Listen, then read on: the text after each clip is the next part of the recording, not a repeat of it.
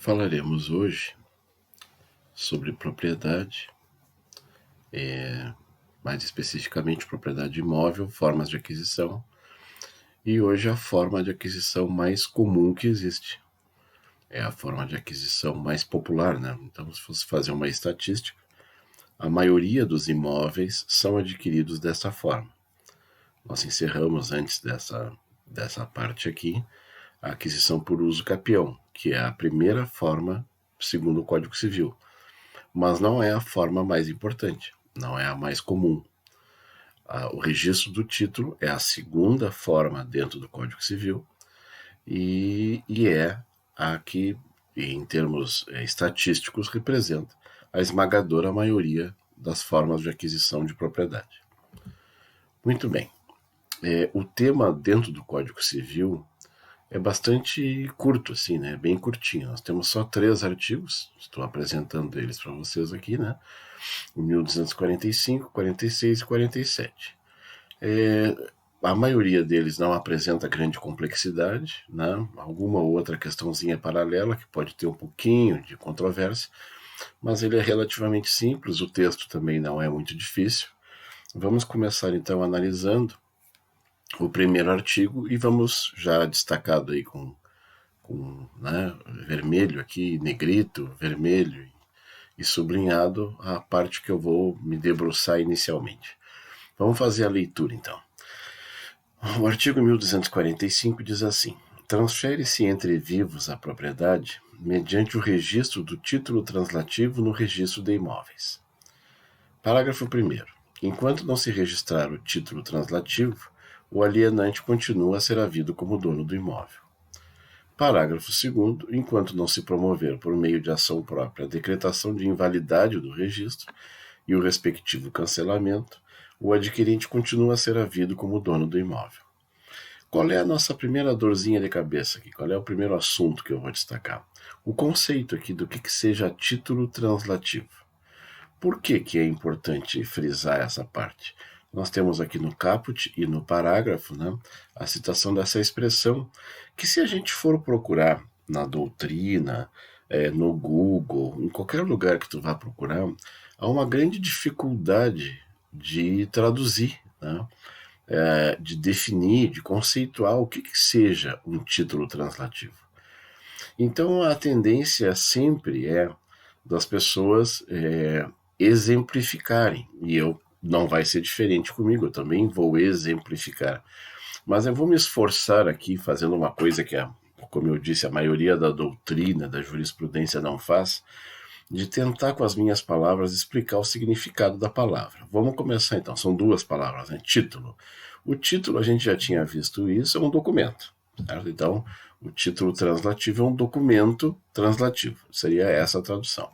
Então, um documento que seja capaz, e agora vem a tradução do translativo, de transmitir a propriedade. A palavra translativo vem nesse sentido de dizer que é um título que transmite a propriedade. Então, é um documento que tem essa capacidade de transmitir a propriedade imóvel. Então, é isso. Então, basicamente é isso. O conceito é esse. É muito difícil ir além disso, né? É muito difícil a gente encontrar um conceito melhor que esse. E para não ficar só nos exemplos, então, para resumir, antes de passar para os exemplos, vamos então de novo. O que é um título? É um documento. É qualquer documento, professor? Não, não é qualquer documento. É um documento que transfere a propriedade. Um documento que tenha o poder de transferir. E aí a gente não sabe ao certo qual é, né? Porque exatamente com essa definição ainda vai dizer, como assim, um documento que transfere? Infelizmente, não há uma definição que eu possa identificar pela definição qual é o título. O que eu posso dizer para vocês é o seguinte: nem todo título é translativo, né? Mas para ser translativo tem que ser um título. Então, se pudesse fazer esse raciocínio, eu vou agora dar um exemplo, vou mostrar para vocês que nem todo título é translativo. Vamos lá, então. Eu peguei aqui o registro de imóveis. Essa aqui é a Lei 6.015. Mais uma vez falhei aqui, mas também por causa do espaço.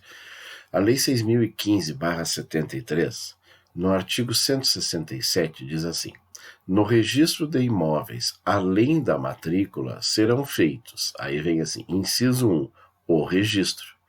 E olha só o tamanho da listinha aqui. Tudo isso aqui são hipóteses, né, acontecimentos que mereçam o registro, né, e muitos desses aqui são títulos. Mas nessa primeira página, aqui que tem outra página igual agora que a gente vai ver, nesta primeira página não tem nenhum título translativo. Aqui para vocês terem uma ideia, tudo isso aqui, ó, do 1 ao 21, deve ser registrado no registro de imóveis, mas nenhum deles é translativo. Então, os títulos que estão aqui, né, não são translativos e eles devem ser registrados.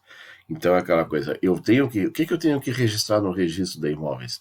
Títulos, está aqui, tudo isso aqui tu registra, ó, do 1 ao 21, e nenhum é translativo. Aí eu viro a página e já destaquei aqui aonde que estão os títulos translativos, certo? Baseado nos exemplos que a própria doutrina fornece.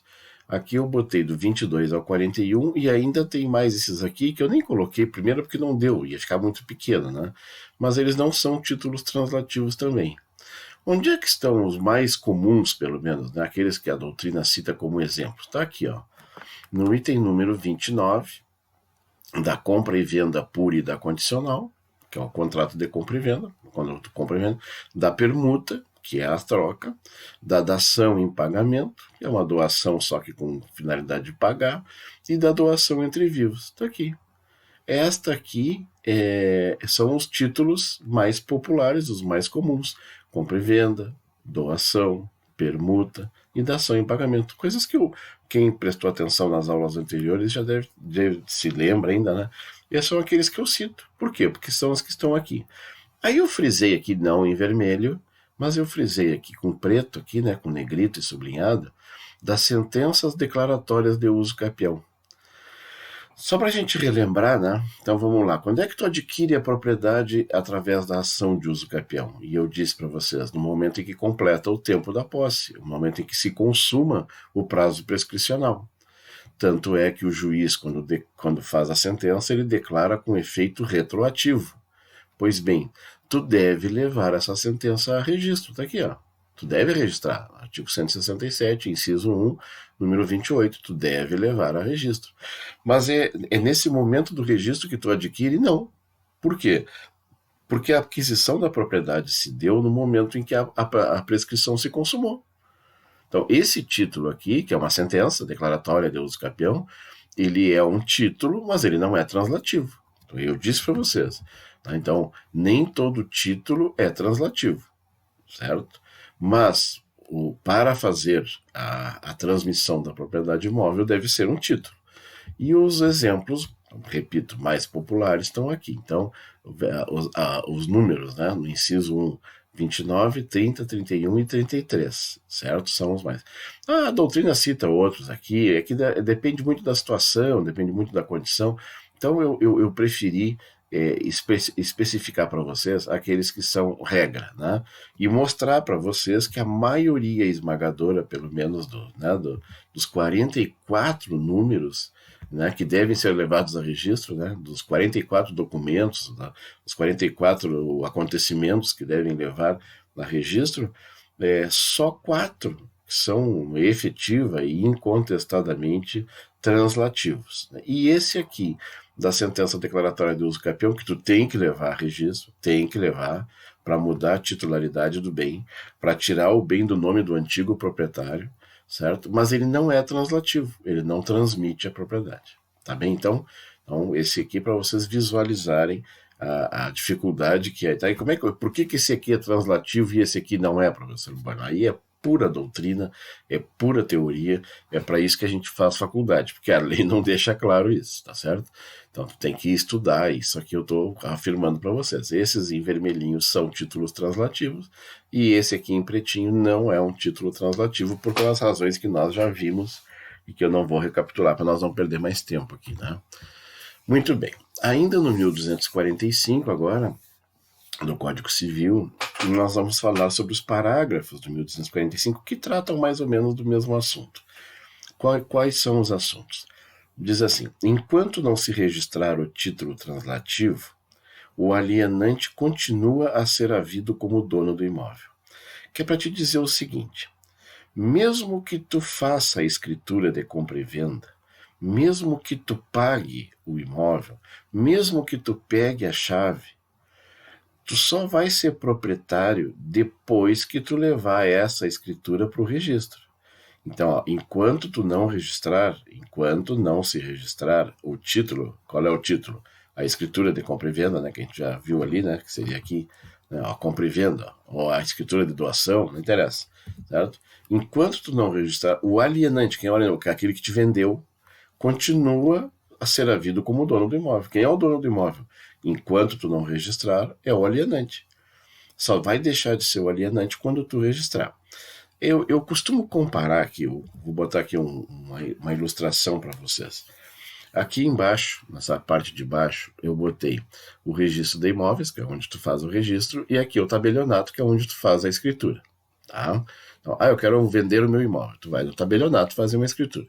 E aí tu sai do tabelionato e vai no registro. O que disse aqui o artigo? Enquanto tu não fizer isso, né, enquanto tu não sair do tabelionato e for ao registro, o cara que te vendeu ainda é o dono do imóvel. Ele só vai deixar de ser dono quando tu vier aqui.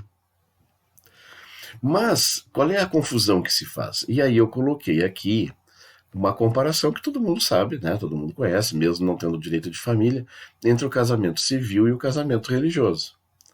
Né? E eu botei de propósito um embaixo do outro aqui para mostrar para vocês que é exatamente isso que acontece. O que? O casamento religioso, a gente vê aqui pela foto, né, selecionei uma foto, cheio de pompa e circunstância. Olha o tamanho do vestido da noiva, o noivo de terno, é onde está o pulo, todo mundo arrumadinho, cheirosinho, lambidinho, né, engravatado, vestidos caríssimos, né, fotógrafos, cobertura fotográfica, vídeo, não sei o quê. Esse casamento aqui, religioso, juridicamente ele não vale nada se tu não fizer esse casamento aqui, que é, quando muito uma florzinha aqui, né? Olha só a diferença da quantidade de flor. O cara sem gravata, sem terno, ela com um vestidinho comum, cabelinho comum, sem véu, sem grinalda, né? Na frente de um senhor não muito simpático, né? Que seria aqui representando aqui nessa imagem aqui o juiz de paz, né? Então, numa sala fria, quer dizer, é um casamento, quem já casou sabe disso. Casamento civil é um casamento sem graça, é pro forma. Mas é esse aqui que vale. Então, esse aqui, cheio de pompa e circunstância, choros, lágrimas, muitas emoções, cobertura fotográfica e cinematográfica, né? Produções fantásticas, cada vez mais o pessoal. Esse aqui, juridicamente, não vale nada. Esse aqui, que é o sem gracinha, que tu faz de manhã normalmente, né? No dia do casamento, esse aqui é o que tem o valor jurídico. O que eu estou querendo colocar para vocês? É a mesma coisa. Qual é o momento solene? Qual é o momento da hora de tu vender um imóvel? O momento cheio de pompa e circunstância, documentos, assinaturas, carimbos, pagamento de guias. Isso aqui é feito no tabelionato, onde tu encontra pela última vez o vendedor do imóvel, né, ou né, o comprador do imóvel, apertam as mãos, se saúdam, desejam boa sorte, aquela coisa toda. Então, é um evento, né, é solene, só que não vale nada se tu não vier aqui. E quando tu vem para cá com a escritura, tu vem sozinho. É um ato isolado, burocrático. Tu vai pegar uma senha, vai esperar ser atendido de forma automática, sem nada de solene, de mais importante, né? É uma coisa meramente burocrática. A única diferença aqui, para vocês não confundirem, e aí eu botei essas flechinhas aqui, né? É que a ordem nos casamentos, hoje, né? O casamento civil se realiza antes do casamento religioso. A Igreja Católica, eu não vou falar pelas outras igrejas, né? A Igreja Católica não tem mais como controlar quem é casado ou quem não é. Então, via de regra, o padre só casa depois que tu der encaminhamento ao casamento civil. Por quê? Porque o Estado faz esse controle para ver se tu é casado ou se não é casado. Né? Quem faz esse controle de forma eficaz é o casamento. Então, normalmente, o padre condiciona. Eu só vou fazer o casamento religioso depois do civil. Então, o civil vem antes, o religioso vem depois. A flechinha aqui indica isso. Já que o sentido é o contrário. tá bem? Primeiro tu faz o tabelionato, primeiro tu faz o contrato, a escritura, e aí tu vem e traz a escritura aqui para o registro de imóveis, tá? O movimento é invertido. Mas quais são os parecidos? O casamento civil é parecido com o registro, porque é ele que é sem graça, mas é o que dá efeito. O casamento religioso é parecido com o tabelionato, que ele é o mais solene, é o mais importante, é onde dá o momento aqui no caso do tabelionato, o momento que tu entrega o dinheiro, que tu pega a chave, aquela coisa toda, tudo é aqui, né? E aí nesse caso aqui, que não tem valor jurídico. E é exatamente o que acabamos de ler aqui no parágrafo 1º. Enquanto tu não registrar, o alienante continua a ser havido como dono. Pois bem, no parágrafo 2º diz assim: enquanto não se promover por meio de ação própria a decretação da invalidade do registro e o respectivo cancelamento, o adquirente continua a ser havido como dono do imóvel. Então, eu gosto muito de frisar aqui que o legislador se preocupou aqui, né? Ele disse, ó, enquanto não. Aqui é enquanto tu não registrar. E aqui é enquanto tu não anular o registro. A primeira notícia ruim aqui, que depois a gente vai ver lá no fim, no último artigo, é a possibilidade de tu invalidar o registro. Então, o registro não é absoluto, ele é relativo. Eu posso anular um registro, certo? Aqui está dito isso. Só que enquanto o registro não for anulado, tu que comprou, não é que fosse, né? Continua sendo o dono. Tu que comprou e registrou, tu é o dono. Então, na verdade, tem que passar pelo registro, seja o registro da aquisição, seja a anulação, as duas coisas têm que passar pelo registro, tá bem? Essa é a ênfase a respeito do registro do título. Seguindo aqui, o artigo 108 do Código Civil diz assim: não dispondo a lei em contrário, a escritura pública é essencial à validade dos negócios jurídicos. Eu quero chamar a atenção de vocês aqui, nós vamos voltar aqui um pouquinho, né? Olha só, aqui não fala em escritura, ó, fala da compra e venda, da permuta, não está falando a palavra escritura. Por quê?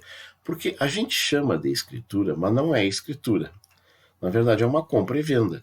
Só que, como diz o artigo 108 do Código Civil, se é sobre direitos reais sobre imóveis, se é transferência, aqui, ó, translativo de direitos reais sobre imóveis, a forma correta é a escritura pública. Eu tenho que fazer por escritura pública. Então, vamos ler agora na íntegra o 108. Não dispondo a lei em contrário, a escritura pública é essencial à validade dos negócios jurídicos.